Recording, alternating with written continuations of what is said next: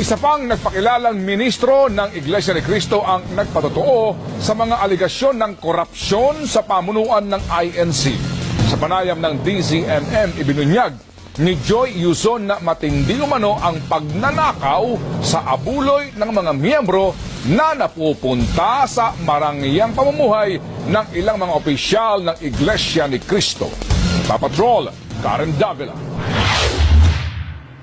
Dating ministro ng Iglesia ni Cristo si Joy Yuson, Administrative Officer ng GEMNET, ang broadcast arm ng INC.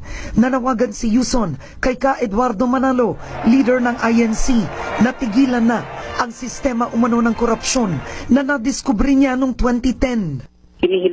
Turo sa utak daw sa pagpaslang kay General Tino Nueva Ecija Mayor Ferdinand Bote, isa umanong contractor na nagngangalang Christian sa Kilabon. Isiniwalat daw ito ng umaming gunman na si Florencio Suarez sa kanyang judicial affidavit. Based on the statement of Florencio, tinawagan siya, I think a week or 2 weeks before. Tumawag si Christian sa kanya. May problema daw siya. Gun for hire mga to. Nagmula raw ito sa away sa kontrata para sa pagsasagwa ng Minalungaw National Park sa General Tino Nueva. Ang getaway vehicle, nakuna ng CCTV footage na ibinigay sa GMA News ng isang source. Pumasok sa compound ng Iglesia ni Cristo.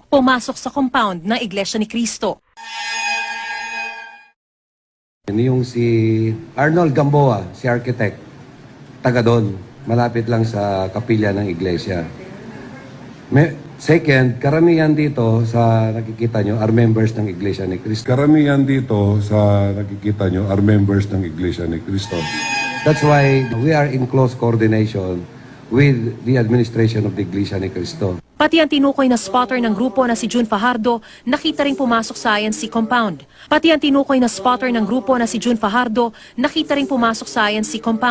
Pinaghahanap ng pulisya si Sakilabon, ang spotter umano nilang si June Fajardo at 3 di pa kilalang suspect. Once na-file yung kaso, we'll be filing a whole departure order also against him para hindi siya makalabas ng bansa. We're not discussing. Sa iglesia, magtanong ka, either na barilin ka o sabihin na masama ka, lumalaban ka. Meron po ba sa Biblia? Kasi sabi po ng ministro, meron. Wag mong yan, isikil na yan. Meron. Na kailangan itiwalag kayong lahat. Hindi ko ba sa demonyong turo yun na pati mga bata na sumasampalataya, masisigla, titiwalag nila. Ganun ho kasi yung uso sa iglesia ngayon . Pag nakainitan ng isang kapatid, tiwalag ang buong pamilya. Kay lolo, kay lola mo, titiwalag. Walang awa. Yun lang po ang tanong ko po. Sa demonyo po bang turo yun? Nagbitiw ang isa sa mga ministro ng Iglesia ni Cristo sa Amerika sa gitna ng kanilang pagsamba. From now on, I will no longer be a minister.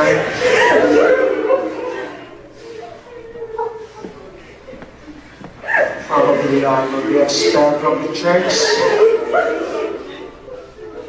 But I will take it, and I will take it, brothers and sisters.